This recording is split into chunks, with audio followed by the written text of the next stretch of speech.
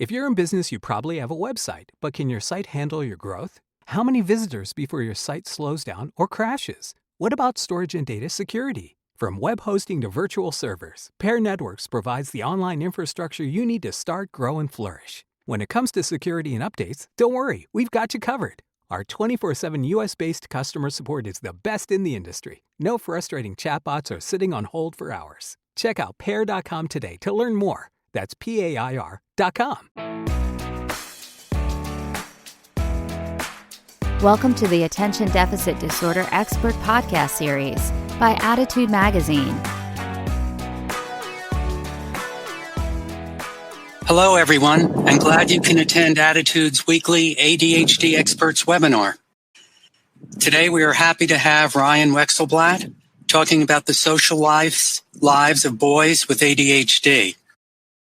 When you think about ADHD, what often comes to mind is hyperactive boys who can't sit still, high-energy kids who have trouble making and keeping friends in some cases, or tapping into their executive functions in others. Hyperactive boys have almost become the definition of ADHD for many people. Of course, we all know that girls and women develop ADHD and are increasingly being diagnosed with it, so let's not forget that. But today, it's all about boys. Some parents here today wonder if their child will grow out of his hyperactivity and behavioral challenges, and as a result, they may put off getting help. Other parents struggle to find the right kind of help and therapy to manage the unique challenges that boys with ADHD face. Expert Ryan Wexelblatt works with and treats young male patients with ADHD. He will give us strategies and solutions for improving social skills and executive functions that work especially well for boys. Ryan is a licensed clinical social worker and school social worker who specializes in working with males ages 5 through 22 who present with ADHD, who have anxiety with ADHD, and learning differences. He specializes in teaching social cognitive skills to boys from a male perspective. He is a facilitator of the ADHD Dude Facebook group and YouTube channel. Now, before Dr. Wexelblatt makes his presentation, I'd like to conduct a little survey. How would you rate today's webinar? Excellent, very good, fair, or poor? I don't know. Okay. Today's webinar sponsor is Omega Bright. Omega Bright 710 MD is a proprietary high concentrate omega-3 formulation developed by Carol Locke while on the faculty at Harvard Medical School. It is clinically demonstrated to reduce anxiety by 20% in healthy medical students in an NIH-funded, double-blind, placebo-controlled clinical trial, and to reduce inflammatory cytokines, IL-6, by 14%. Order now exclusively at omegabright.com. We just wanted to say that to the attendees that the sponsor has no influence on speaker selection or webinar content. You can ask questions of Dr. Wexelblatt and download today's webinar slides from the broadcast panel at the left. If you are having technical trouble with the presentation, click on the troubleshooting tab. Now let's take a look at the results of the poll. And I got that wrong. The poll should be, how old is the boy with ADHD in your life? And the vast bulk of it is between 5 and 13, with some older teens as well. Yes. So it would be 5 to 10 years old mostly, but 11 to 13, healthy representation there. So with all that being said, let me turn it over to Ryan. We look forward to hear what you have to say on this important topic, and we're glad you're here. All right. Thank you, Wayne. Welcome, everybody. I'm really glad you're here. I figured I should start by telling you a little more about myself and how I kind of got on this path. So I am a licensed clinical social worker and certified school social worker. I am originally from the Philadelphia, Pennsylvania area, specifically an area called Lower Merion. And now, since September, I live in the Atlantic City, New Jersey area, where I have a practice called Ride the Wave Counseling in Linwood, New Jersey. And I also operate a summer camp for boys who are between 11 and 15, and that's called Summer Trip Camp, and that's based in Margate, New Jersey. And my other big job is I am a dad to a now 21-year-old son who I adopted as an older child when he was 8. I adopted him on my own. My son's name is Austin. And like many kids who had a rough start to their life, Austin had significant struggles with emotional regulation, understanding how to navigate play in social situations. And that was really the antecedent for my interest in social skills. When I started looking around in the area for resources to help him with his social skills, everything I found in the area, we were still living in the Philadelphia area at the time, everything was geared for kids with autism, or the other things I found kind of took this one-size-fits-all approach where, kids were grouped together regardless of their cognitive ability or social learning needs. And what I was seeing was a lot of teaching scripted behaviors. So things like, how are you? I am fine. What do you like to do? That kind of thing. And the other thing I found was there was, art therapy, which, teaching social skills through art therapy, which was using a lot of abstract analogies, and that, to teach social concepts. And that was way too abstract for my son. He's very concrete, as I'm sure some of your sons are as well. So that's when I decided I needed to kind of figure this out on my own. And I discovered Michelle Garcia Winner, who created social thinking. I stumbled across it and I said to myself, wow, this is not only great, but this is what I'm supposed to be doing for a career. So most of my career has been spent working in schools and creating and running summer camps. Over the years, I've done training in executive function skill development, treating anxiety in kids, training in sexuality and relationship education. I did the social thinking clinical training program at the Social Thinking Clinic in California. And my most recent interest is in gender-based brain differences. And I was drawn to that by the work of Dr. Leonard Sachs and Dr. Michael Gorian, who have amazing books for parents on these topics. And my next venture is I'm going to start the Gorian Institute program to become a Gorian Institute certified trainer on this topic. So what I do has evolved out of what I identified as needs that weren't being met. And there's really no one place where you can go to get all this training. It's something that I put together on my own, which is why I don't know other people who do exactly what I do. That's the number one question I tend to get is, do you know somebody in my town who does what you do? So the other thing I wanted to mention is that, I do think that there's people around the country who do great work. And those individuals, they're few and far between. And realistically, most of them are on the East and West Coast. Not to say there's not people in the rest of the country. I just don't happen to know them. As for specializing and working with boys, that happened organically. One of the things that I came to realize through teaching social skills was that this is a field that is probably 90% women, while the vast majority of individuals who receive help for social skills are boys. And what I found was that a lot of boys who had attended social skills groups, they were being taught to break what I call the male social communication template. And essentially what that means, to put it bluntly, is that they were being taught how to communicate like adult women rather than learning how to be more relatable to their same age peers. So when I started talking about this, when I was presenting at different conferences, it resonated with the moms in the audience. They started sharing their experiences with me and would tell me things like, I saw my son go up to a group of boys and say, may I join you? And I know that's not how little boys talk to each other, but that was what he was taught to do in his social skills group.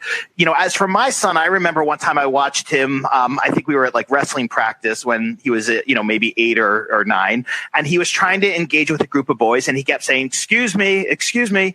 And I said to him, Austin, you don't need to say, excuse me. You just go up and enter the conversation. That's the kind of things I'm talking about. So the other reason I went in this direction of specializing and working with boys was because many parents shared with me that their sons had an adverse reaction to participating in therapy because the therapist would try to get them to talk about their feelings week after week, but also because the therapist didn't truly understand ADHD, which is the number one thing I hear from parents, which is we tried therapy. It was a waste of time and my son hated going. So here's what I want you to understand. Therapy, was not designed for boys. Okay. The whole idea of sitting across from somebody for an hour who asks you how you're feeling or tries to get you to talk about feelings, that's not the way the male brain intuitively operates. That definitely works for some boys, but not for all. The other thing I think we need to talk about is that therapy was not designed to address ADHD. So when I talk about, when people say to me, what do kids with ADHD need in therapy? And, obviously the answer varies because everyone's an individual. But at the end of the day, what I say is if your son has lagging emotional regulation skills, lagging executive function skills, lagging social cognitive skills, then what he needs is somebody to teach him skills and strategies to compensate for those lagging skills, not simply talk about feelings, or process some, adult perceived, challenge, such as like a divorce from 10 years ago, something like that. The other thing I will tell you, in terms of therapy is that boys often do better with talking when there's movement involved or when they're not required to make direct eye contact. So I very rarely do we're going to sit across from each other thing and talk. We're playing a game. We might be outside. If we're working on, curriculum, we're doing that. But I never kind of do the thing where you're kind of expected to sit there and be quiet, the whole time. And one of the things, sadly, I have to tell parents before they come to see me is I say, please do not tell your son you're going to a therapist, because so many of the guys I see have had these adverse experiences in therapy. And if they hear they're going to a therapist, they come in defensive expecting the same. So I tell parents, I say, just say you're going to like an ADHD guy or, an ADHD coach, that kind of thing. So the other thing people ask me a lot is, what should I look for in terms of getting my son help? And what I will tell you is finding a professional who understands how to relate to boys, how to teach practical strategies to address ADHD related challenges, and also understands gender-based brain differences is important and very difficult to find. If, that's obviously because that's, asking a lot. What I say is I think finding somebody who truly understands ADHD is what should take precedence. Cognitive behavior therapy, also known as CBT, is an effective modality for treating some aspects of ADHD. It can be helpful in developing self-directed talk, addressing social anxiety. That's what I use it for. It can be helpful in, addressing poor self-esteem, depression as well. One of the things I want to also say is that I always explain to people, to me, ADHD is a learning issue. It's not a mental health issue. It's a learning issue that can have a mental health component, but at the end of the day, it's a learning issue. So if you need to learn how to, develop, better social skills, better executive functioning skills, we have to address that by teaching you, again, these things that you're lacking. And therapy isn't, or traditional talk therapy as it's known, is not about, teaching, right? It's about processing feelings and those kind of things. So the other thing I want to mention is that for myself, the work that I've done training in with social skills, executive functioning, that doesn't come from the mental health field. It actually comes from the speech language pathology field. So I always say that my professional community is speech language pathologists. It's not mental health professionals. Really, the only thing that I tend to use from the mental health field is cognitive behavior therapy. Everything else I use came out of the speech language pathology field. Okay, so I wanted to explain what social learning challenges are. Social learning challenges is a term created by Michelle Garcia Winter, the creator of social thinking. And it's the concept that many kids with ADHD and related challenges, so Asperger's, autism, even kids with, with some learning differences, attachment issues, they don't learn social information intuitively. And these core skills that don't develop intuitively are outlined in what's called the social thinking ILAF model of social cognition. And if you go to the social thinking website, which is socialthinking.com, and just type in ILAF model, that an article will come up. So I want to focus on the most common social learning challenges in kids with ADHD that I see. So number one is perspective taking. So understanding others' thoughts, feelings, and intentions, but also understanding how you come across to others. The next one is what's called gestalt processing, or getting the bigger picture, meaning how do you take different pieces of information, put them together as a whole, and make meaning of them. So the other aspect of this gestalt processing, or getting the bigger picture, is if your son has difficulty with reading comprehension, it's because he struggles with this aspect of executive functioning, or this social learning challenges. It really kind of crosses into both. So for instance, your son might read a chapter and he might only remember small details or irrelevant details. It's because he has difficulty inferring what's the bigger picture from this chapter, or extracting what's important. Okay. That can also happen in conversations. So I see a lot of guys who give too many details when they talk, or they give irrelevant details. And in those cases, what I have to teach them is, how do you share information with somebody? Number one, in a narrative format, because that's also difficult if you have difficulty with getting the bigger picture. But how do you give the right amount of information and relevant information? Other guys I see give too little information, but usually the issue is more giving too much information or irrelevant details, or telling the story in a disorganized format. So the other area where we're getting the bigger picture comes into play is with writing. So a lot of kids with ADHD can do okay with creative writing, but when they're given a writing assignment that's structured, they really struggle because their brain makes it hard for them to organize how are they going to put their thoughts down on paper. And then again, how many details do I share and what's important here? The other aspect of this, so this is a big one, is with what we call situational awareness, or reading a room. So essentially what that means is, how do you go into an unstructured situation, figure out what's happening, and figure out what you should be doing based on the context of the situation. All right. So what I always, and let me actually talk about the last one. The other one is using humor appropriately. A lot of kids with ADHD, they have a great sense of humor, and they can understand their own sense of humor, but they have trouble understanding other people's sense of humor. They also have difficulty knowing how to use humor in the right context and with the right people. So that's something that has to be taught. And the other aspect of that is what's called human relatedness. So relating to others' emotional experiences. So for example, if I tell you something sad, I want you to respond a certain way. If I tell you something enthusiastically, I want you to respond a certain way. If you don't know how to do that, it's going to be hard for us to relate to each other, because you're not responding to my emotional experiences, either with a comment, a question, and so on. If we were kind of to look at these social learning challenges on a pyramid, the foundation of this pyramid would be the perspective taking piece. Okay. So moving on to moving on to the next slide. I wanted to talk about why it's difficult to address social learning challenges. So number one, historically, social skills groups, which came out of the speech language pathology field as a way to help kids with autism develop what's called pragmatic language, so really the social skills groups were not designed specifically for kids with ADHD. So what happens is, a lot of social skills groups, both in school and outside of school, they teach scripted, socially appropriate behaviors. The other issue is that, kids with ADHD are often placed into these one-size-fits-all social skills groups, like I mentioned before, with kids who have more significant social learning challenges, different cognitive ability, and that doesn't work when you group kids together who have different learning needs.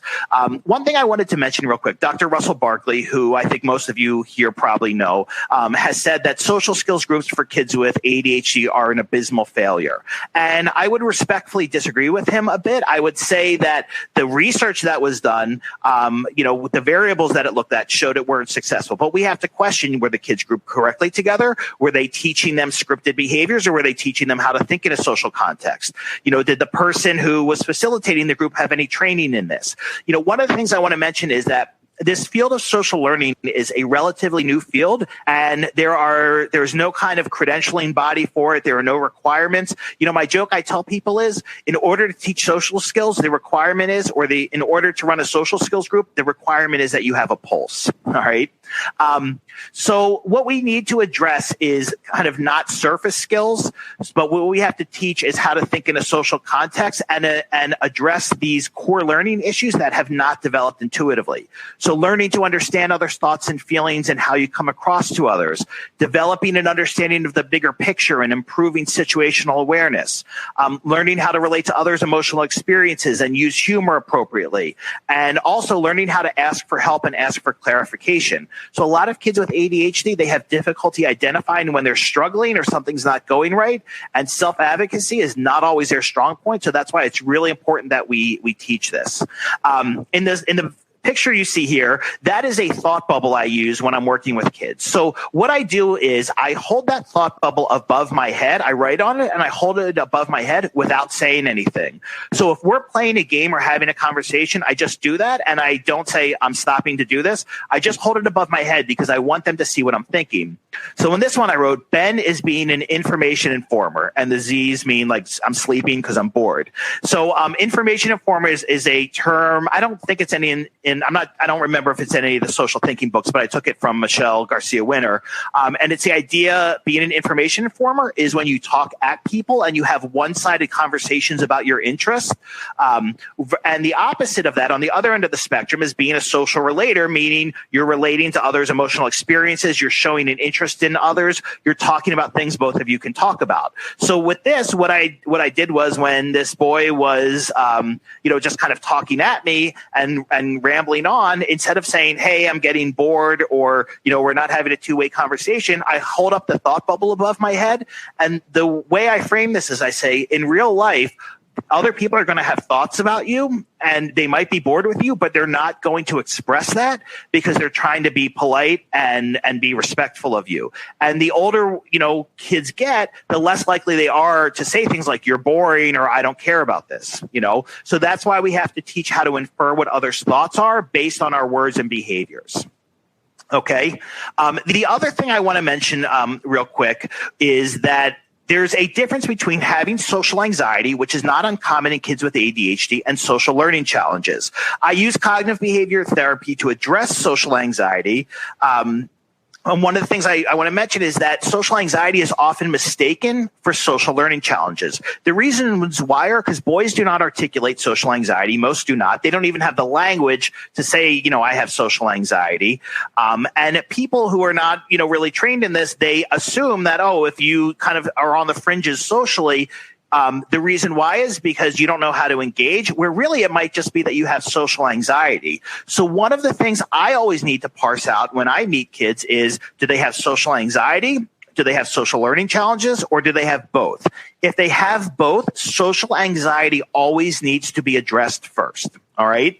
The reason why is because if you are so anxious that you can't engage with others or try things, then that's not going to be really helpful. And I can tell you, I have seen kids who have spent years and years in social skills groups, and they really didn't need it. What they needed was to have their social anxiety addressed. Okay. So with executive functioning, I want to talk about that a little bit.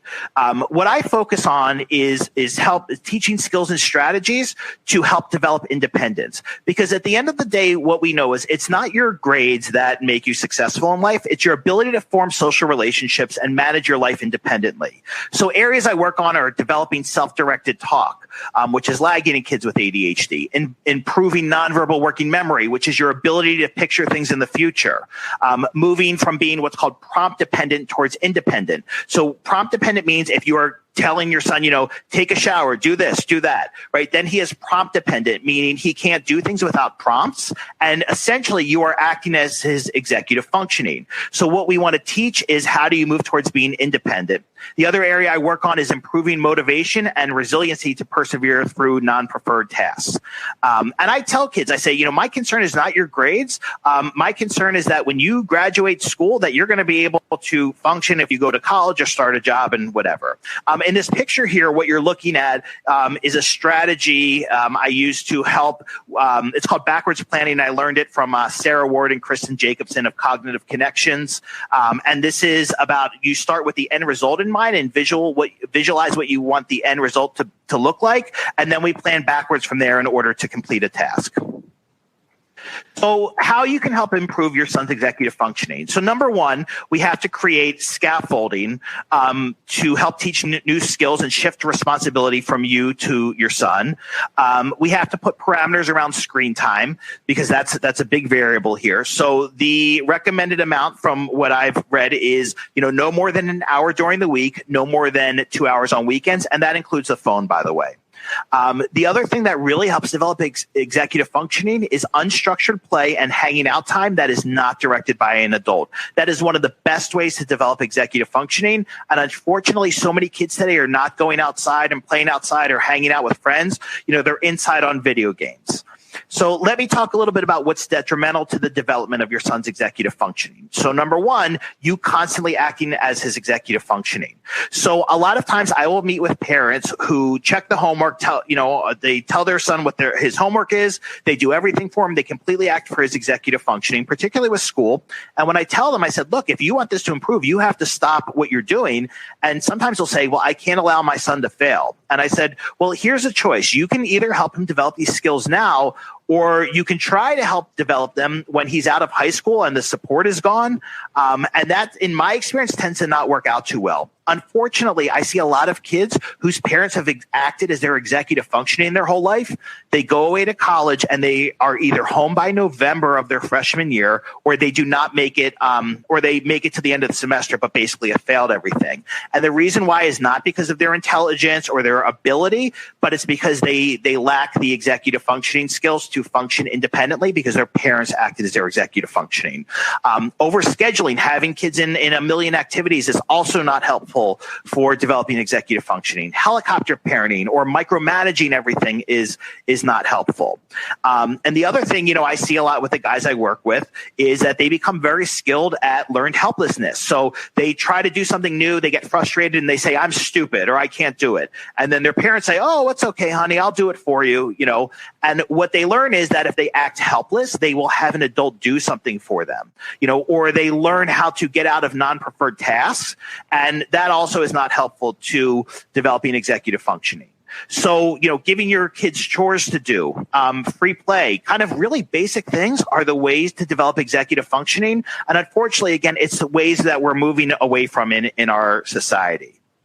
So the other thing I want to tell you real quick is that the way I kind of sell executive functioning to kids is I say, this is about you having more time to yourself. And I said, if you can be flexible enough to use the strategies I'm going to teach you, you will have more time to yourself.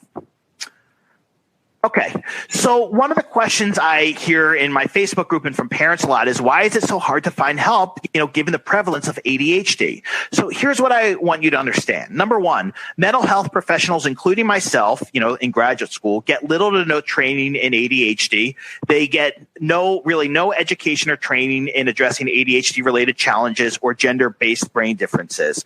And just to give you some context with this, I did a training for mental health professionals in the Philadelphia area last year. And I asked them, how many of you, by a show of hands, had any training in ADHD? Out of the 44 people there, only one raised their hand, and she was a neuropsychologist. So I think that says something.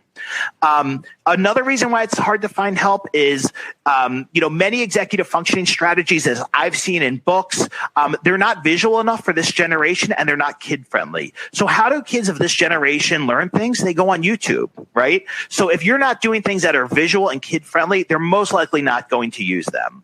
The other thing I can tell you I see a lot is that a lot of executive function or ADHD coaching focuses solely on academics, and it works fine for highly academically motivated individuals or kids with a really mild profile, more inattentive profile with ADHD. But for kids who are not academically motivated and kids with a more hyper impulsive profile, it doesn't always work that well. In terms of why it's so hard to find help with social skills, well, number one is the reason I mentioned is that there's no requirements to teach social skills. And realistically, no fault of their own, most people who run social skills groups have no specific training or education. In schools, a lot what we see is that when teachers or speech language pathologists have to teach social skills in school, they're handed a book and say, hey, teach this without any training.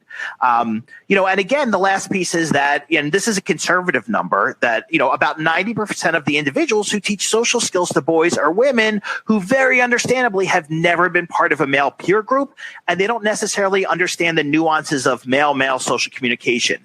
That being said, I want to be really clear that women can absolutely teach social skills to boys and can teach boys how to be more relatable to other boys, but they have to learn this stuff. And I do know women who are great at it, by the way, I want to add here. Okay. In this picture, this is about how guys make small talk. So one of the things I was learning a lot was that a lot of kids were in social skills groups were asking other boys things like, what are your hobbies? And what I find is I have to unteach kids things that they learned in social skills groups. And I teach the concept of small talk and how do you make small talk specifically with guys? What kind of questions sound natural and organic to ask? So such as, what games do you play? What YouTubers do you watch? Have you seen this meme? Those kind of things.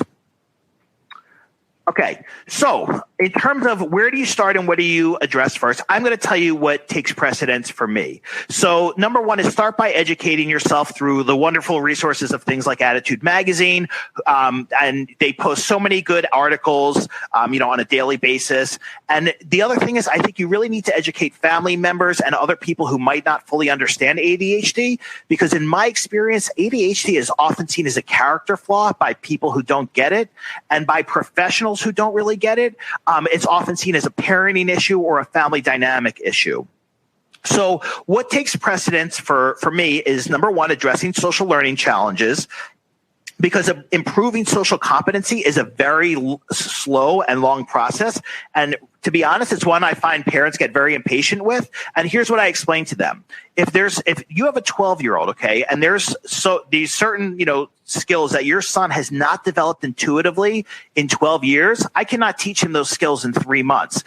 Here's the analogy I use. It's like saying to somebody, okay, I'm going to teach you trigonometry, but I expect you to learn, but you have no background in math. You don't even know how to add single digits, but I expect you to learn single digit addition all the way up to trigonometry within 3 months. It's not realistic. This is a long process. Okay. Developing resiliency to persevere through non-preferred tasks and solve problems independently is a huge one for me. And developing age-expected independence. So again, moving away from prompt dependence towards independence. This picture here is from a group I do called How to Hang Out, and that's for guys in middle school. For those of you not in the States, about ages 11 to 14. And what we do is exactly what it sounds like. We learn how to hang out with other guys. So it's not a social skills group. We're not sitting around role playing scripted behaviors. We're learning how to do things. So in here, the guys were learning how to make grilled cheese, and I throw some executive functioning work into this, but I don't tell them that. So the whole idea is that you learn how to have fun and develop some independence in an unstructured social situation. And my role in this group is I do a lesson, based in social thinking concepts. And then my idea is I pull back because I don't want to be directing the conversation. I don't want to be prompting. I only intervene when necessary. So just a few things I want to talk about, what I do and what I have coming up. So you are more than welcome, if you're not there already, to join the ADHD Dude Facebook group I have. It's a really great community. I post videos and information pretty much on a daily basis. I'm also going to have an online course coming out for parents called Executive Function Crash Course. And I'm going to have another one called Social Skills for Boys that is also for parents. One thing I want to clarify is that the work I do around executive functioning and developing independence, that is, both for boys and girls. It's not male specific. The work I do around social skills is male specific. And the reason why is because I don't have the experience of growing up as a girl. I don't know what that's like. So is there stuff that I teach that is relevant to girls and could be? Absolutely. But at the end of the day, I grew up male. My friends were male. And that's what I think I have a unique skill in being able to teach, because again, I'm one of the few guys in this field. I also offer online parent coaching. I do not do much online work with kids because I just find it's not effective for a lot of them. I do have some guys I work with online, but I won't do it, with ones who are younger than 11, just because it's difficult for them. In the summer, I do what's called summer trip camp, and it's a day camp. We also do an optional overnight trip.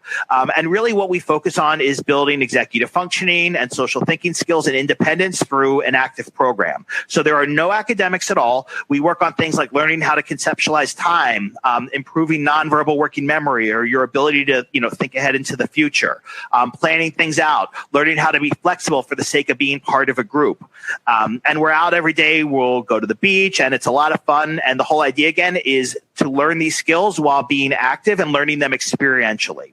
And then I have my private practice, Ride the Wave Counseling in Linwood, and that's separate from my ADHD Dude coaching practice, which is online. So you are welcome to sign up for my mailing list to be notified when my course is released, and that's ADHDdude.com. And you're welcome on social media. It's ADHD Dude on Facebook and YouTube, and on Instagram, it's the ADHD Dude. And again, I like to post things about different strategies I do in sessions with kids and just basic all-around concepts that are helpful to parents as well. So one of the things, some of the challenges I wanted to talk about that parents face in helping their sons is, number one, as I mentioned at the beginning, a lot of the kids I work with have had sometimes multiple unproductive experiences with therapy. And then many parents, they say, okay, we're not doing this again because they're kind of led to believe that, all therapy is the same, so it won't be helpful. And one of the things I actually recently read from Dr. Gorian was that 1 out of 4 or 1 out of 3 males, drop out of therapy. And a lot of, mental health professionals would say, well, that's because men have to be macho and, they can't accept help. And that's actually not the reason why. The reason why is because therapy is not really designed for them. The other thing that the challenge I find is when parents become impatient, that progress is not happening at a speed they want. So they become frustrated and then say, we're done with this.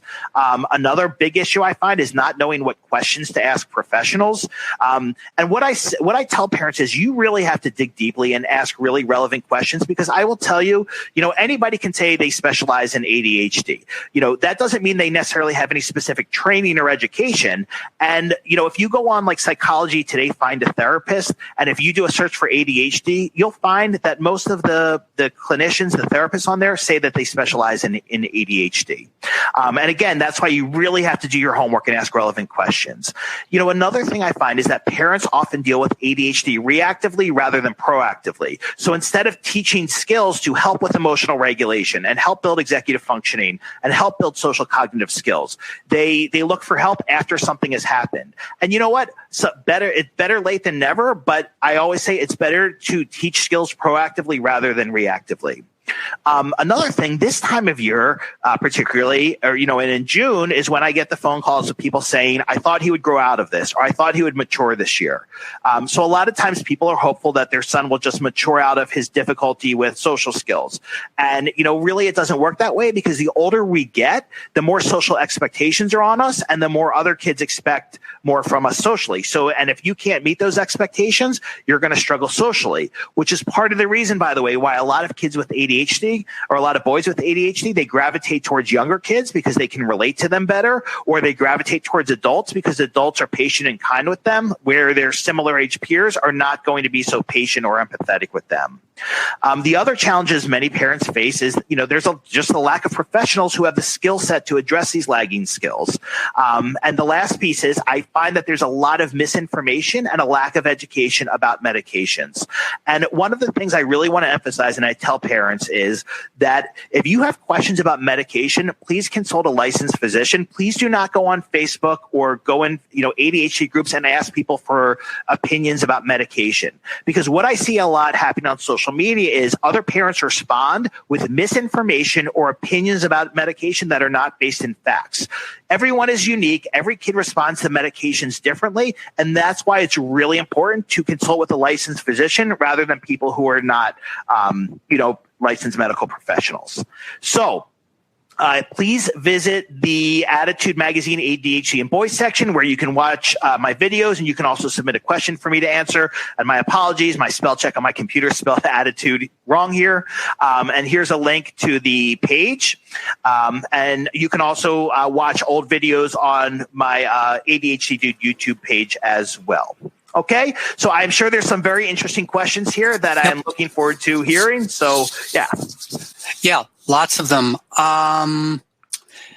Several, actually, talking about a child exploding when he loses at a game, and it's sort of turning off his peers. There's unhealthy levels of competitiveness, and the peers sort of react, as you would imagine, not too well to the outbursts. So these parents are looking for tips on how to calm down their child or give him perspective on his over-competitiveness. Yeah.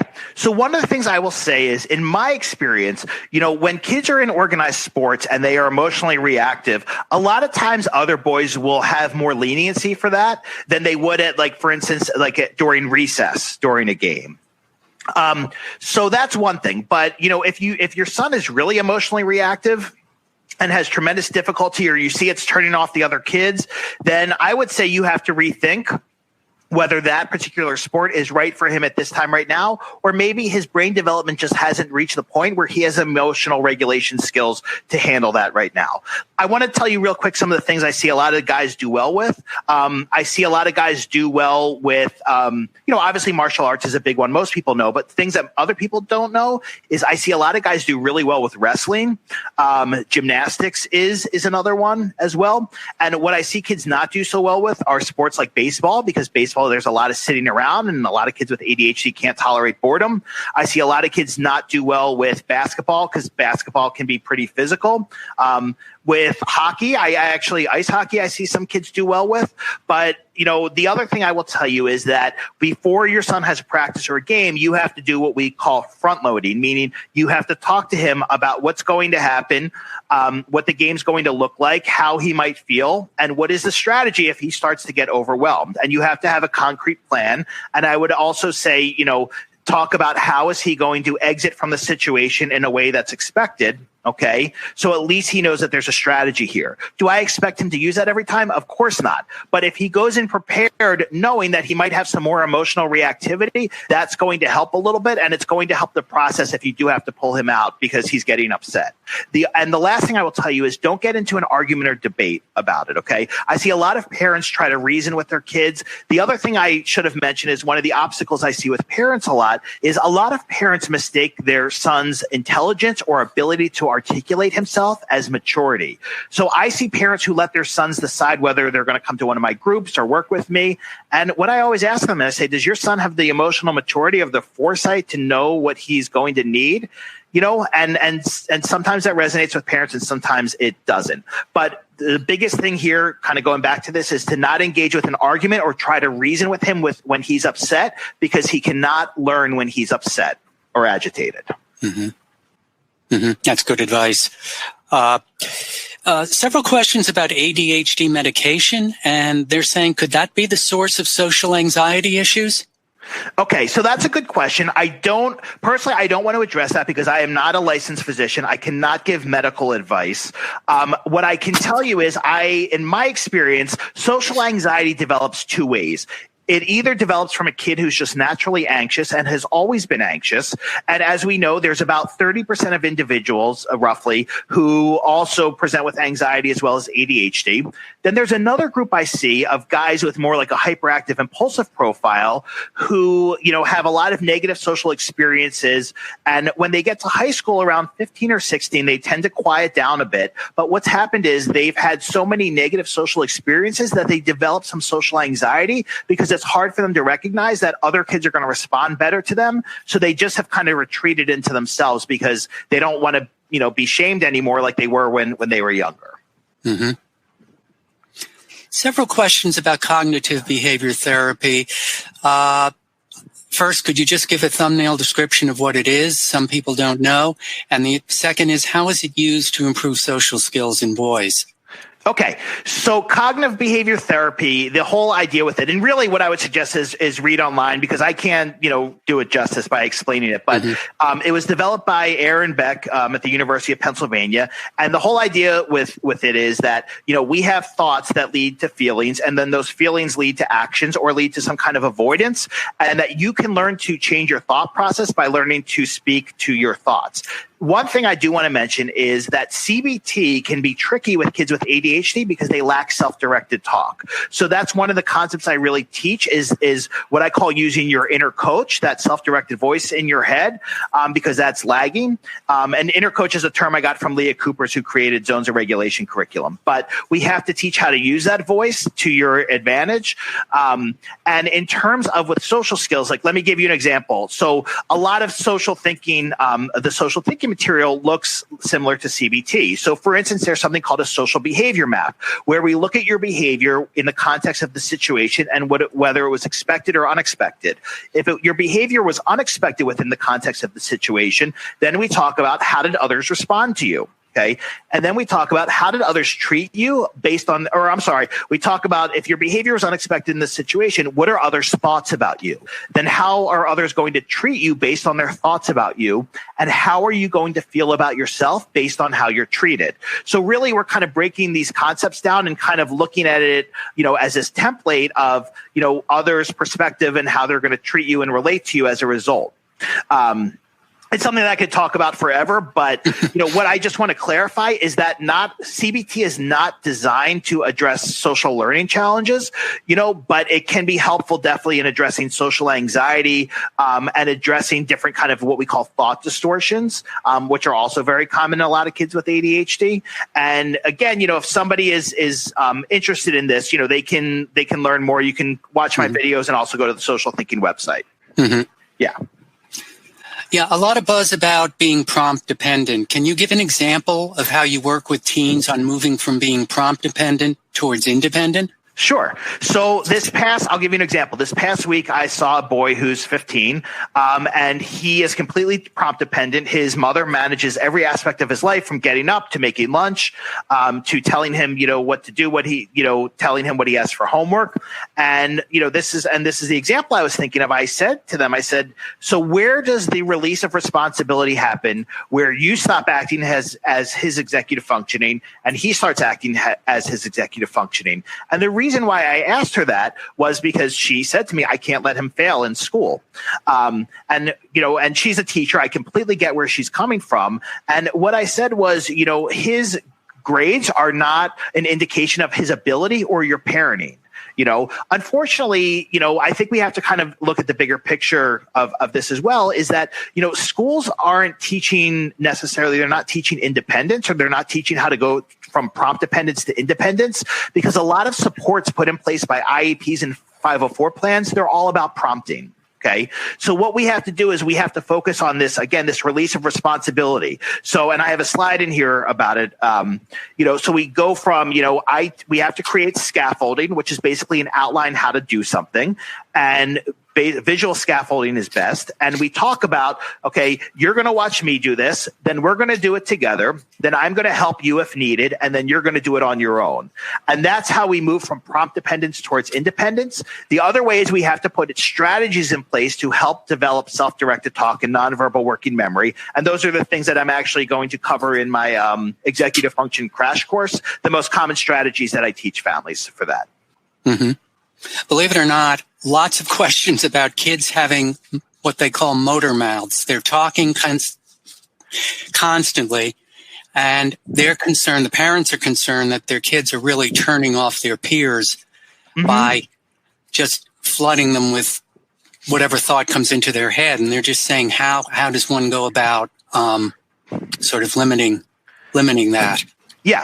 So what I'm going to tell you is the way you start with that is by sharing your own internal dialogue. So for instance, if your son is having a one-sided conversation with you, he's talking at you about Pokemon or Fortnite or whatever, you have to say out loud, I'm feeling kind of bored with this conversation because you're just talking at me and telling me facts about things or talking about your interests. And, we're not really talking about things that we can both talk about or we both enjoy. And one of the things I want to tell you is a lot of parents, when I say that to them, they say, oh, I don't want to do that. I don't want to hurt his feelings.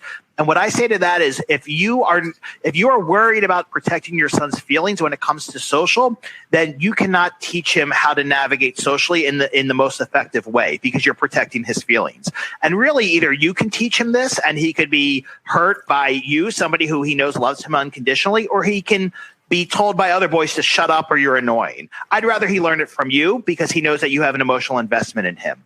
So that's number one, sharing, this internal dialogue, and also asking him, instead of saying you're giving me too many details, ask him, say, do you think that, if you were talking to, one of your buddies right now, would they be interested in this conversation? So what that's doing, it's helping him develop self-directed talk around perspective taking, but also reflecting without telling him directly that he's talking too much. So, teaching, one of the things I always say is that teaching social is teaching accountability. We have to learn how to be accountable to others in order to interact with others. So please do not worry about hurting your son's feelings. And, again, you want to share your inner thought process with him so he understands what your perspective is. That's what will help him develop perspective taking skills.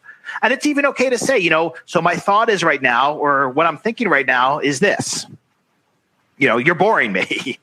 So, yeah. A couple of parents asked that. Should they be blunt about it? That's. So you answered that. Yeah. Several parents have talked about their kids being stars on social media, being able to. They're very popular, and yet when they get out in public or face to face with their friends, they have very few social skills, and they seem to, as a result. They aren't invited to parties or other things. Right. How does one sort of ease that transition or make it, make the kid or help the kid be as fluent face to face as he is in the, social media? Yeah. So what I'm going to say is that the number of Snapchat or Instagram followers your son has is no indication of his social skills. Okay. Anybody can accumulate a lot of followers. And I don't think that that's a good indicator of, to kind of look at and say, oh, well, he has all these friends online. They're not friends. They're people who follow him. One of the things I teach kids is that there's a difference between, one of the things I teach is how do guys form friendships, kind of on a hierarchy. And what I teach kids is that what I call, quote, gaming friends are the same as strangers. They're essentially a person a stranger who you don't know that you speak to for a specific purpose. Because a lot of times, kids will say, I have friends, they're on Xbox, or I have friends, they're on Fortnite. Yes. But here's the reality. They actually tend to know nothing about that person. They probably don't even know their name. They know their gamer tag. And if you listen to the conversation, there's really no level whatsoever of intimacy, even like getting to know somebody. It's all about the game. So these relationships that they have online are very superficial.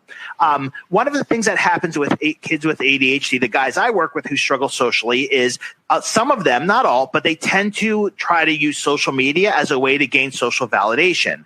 So I've seen kids who spend every waking moment on Snapchat, and they're basically, and this is not just kids with ADHD, it's a lot of kids, they're looking for validation, they're looking for acknowledgement because they're not getting it from their peers in real life. So if anything, what I'm going to tell you is limit their social media time, okay? Because there is plenty of research that shows the more you're on social media, the more it can contribute to depression. What we want to teach them is how to be more relatable in person, how to show an interest in others, and social media is not an indicator of that at all. Mm-hmm. This is a topic I can talk about forever. So I'm just trying to give you a short answer here. Right. Yeah. Would you have a game plan though once you wean them off the social media to maybe increase the face-to-face time, or some kind of script or game plan on how to be able to? Well, the biggest challenge in that is really getting parents to control the screen time and control the social media time.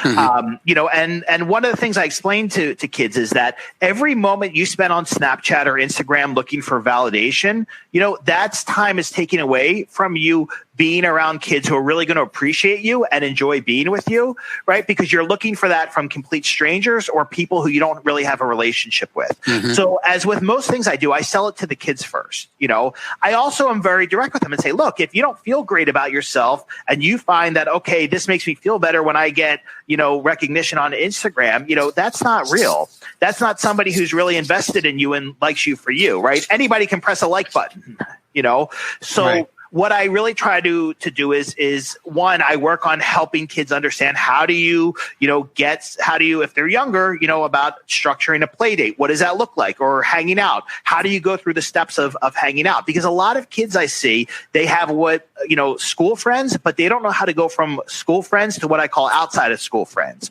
So we actually have to teach them how to do that. How do you take a friendship to the next level? Because they don't get that intuitively. Mm-hmm. Yeah. A lot of parents have asked about their sons are very, very hesitant to go up to a group. Mm-hmm. Even people they know in some cases to sort of join in a conversation. They wanted to know if there were any kind of icebreakers or approaches that they could pass along to their sons to get them to overcome that fear of being afraid to break into a conversation that's already going on. Yeah, so that can happen for a few reasons. Number one, it could happen because they lack situational awareness, or what we call getting the bigger picture. So they're not reading the social situation accurately. So we have to teach them how to kind of break it down and read the situation accurately, and what would be an expected way for you to enter into that conversation. So that's one reason. Another reason could be social anxiety. And one of the things I want to explain about social anxiety is that the way you learn to move through social anxiety is putting yourself in uncomfortable situations that are a challenge for you and learning you can get through them, and then kind of reflecting on that. And one of the things that happens with a lot of parents is when their kids have anxiety, they accommodate their kids' anxiety rather than pushing them through it because they don't want to upset them. So unfortunately, a lot of parents do the exact opposite of what they should be doing. In terms of entering, a group, what I would say is this is all context dependent. So it's not about a particular icebreaker or saying, hey, what are your hobbies? It's about learning how to read the situation, or, about if they have social anxiety, about learning how to, what I call establishing presence, meaning how do you show that you're interested in being part of a group. One thing that's really nice about boys that is not the same with girls is that boys can be part of a group without saying much. I've known, kids who are absolutely loved and they don't say much, but they show that they want to be a part of a group and they're warm. And, girls can't really do that because there's so much back and forth between girls, whereas with boys, you cannot say much. And as long as you're present and show that you want to be part of a group, you can be okay. Mm-hmm. So I guess the short answer is there's no one easy answer for this because it's so context dependent. Yeah. A mom writes, I have two sons with ADHD. One of them has an added layer of Asperger's. Do you have any adjustments to these recommendations that you just made for boys with Asperger's and ADHD? Yeah. So one thing I want to say real quick is I look at ADHD, Asperger's being on one long continuum. In Europe, people, we don't talk about three different types of ADHD. They talk about one type. And I think eventually we'll look at this as all on one long continuum. The variables that really kind of separate individuals with Asperger's or higher verbal autism are, number one, their level of anxiety, because they tend to be more anxious. But the other one is their level of social motivation. So that's really kind of a big piece here, because for kids with Asperger's, if they're not socially motivated, then essentially what we have to teach them is how to fake being interested in others. So for the sake of others, and that is not easy and it is not fast. Okay. And then again, if this is more anxiety based, we have to help them develop resiliency and learn how to manage their anxiety as well. Mm-hmm. Once again, several questions about what are some good questions to ask professionals about their experience with ADHD. Do you have anything specific, or just? Yeah. So what I would just ask them directly, say, do you address executive functioning challenges? If so, how? If their answer is, well, I'm going to teach you to make lists, my answer is, I don't know if that's the best strategy, because in my experience, lists do not work for most kids with ADHD. They're not visual, and that's what I find a lot of what therapists tell parents is just make lists and hang up around the house. And most parents have found that, in my experience, that doesn't work. The other thing is I would ask is, how do you address the social piece? If they say, well, we'll role play, then I would say, okay, well, what about how do you teach that social interaction changes based on the context of the situation? That's the other thing I'd ask as well. If they're going to work on emotional regulation, I would ask them, what do you use to do that? What techniques do you use? Do you use CBT? Do you use DBT? Do you use zones of regulation or a specific program? them. What I'm always looking for is some, concrete examples of, rather than say, well, we talk about it and process the feelings around it. Yeah. So I think what you're looking for is specifics, really. Uh-huh. Yeah. And I guess this would be the last question because we're running out of time, but this mom has a 12-year-old son, and she says, do you have any scripts or recommendations on how the son can possibly explain his ADHD and his behaviors to his peers? Yeah. So one of the things, to my whole point about why I don't like social skills groups and why they're ineffective is we don't ever want kids to follow scripts. What I do, I will tell you the first time I meet kids is I explain ADHD to them in a way that makes sense, because 99% of the kids I see have never had ADHD explained to them. So, and I explain it kind of as, your prefrontal cortex is developing a few years behind the rest of your brain, and it'll catch up eventually.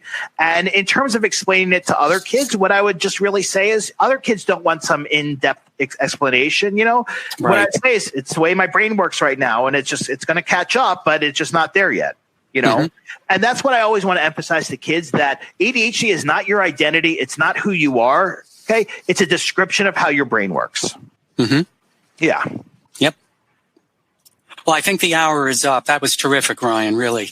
Thank you. Really great advice. And thanks everyone who was here participating. I hope this was helpful. Yeah. There were several calls for you to come back and explain other stuff, so maybe we'll have to schedule that. I'd love to. In the future. Okay. Yeah. So thanks for being here again and sharing your expertise, and also to all of the attendees for being here. And once again, today's sponsor is Omega Bright. Omega Bright 70/10 MD. It's a proprietary high concentrate omega-3 formulation developed by Dr. Carol Locke while on the faculty at Harvard Medical School.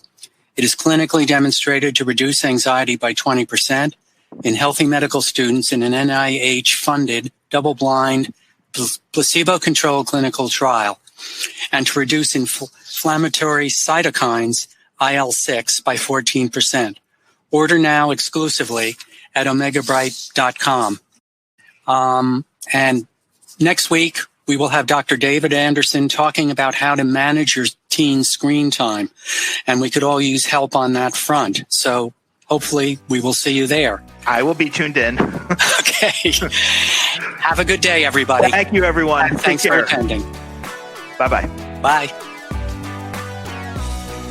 For more Attitude Podcast and information on living well with attention deficit, visit attitudemag.com. That's ADDITUDEMAG.com. That's ADDITUDEMAG.com. That's ADDITUDEMAG.com.